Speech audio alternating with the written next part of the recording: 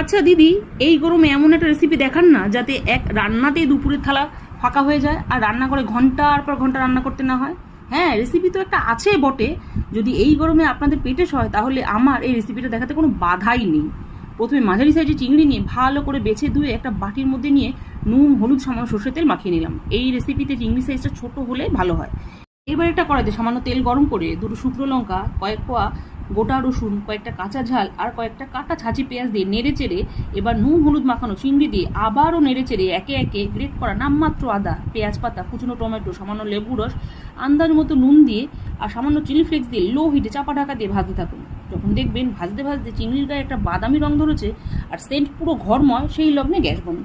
এবার একটা থালার মধ্যে ভাজা রসুন, কাঁচা লঙ্কা, শুকনো লঙ্কাকে ভালোভাবে মেখে এবার সেই ভাজা সমস্ত মাছগুলোকে দিয়ে ওপর দিয়ে কুচনো পেঁয়াজ, ধনেপাতা কুচি আর সামান্য সর্ষের তেল দিয়ে খুব ভালোভাবে মেখে নিলে রেডি সুপার টেস্টি হাতে মাখা চিংড়ি।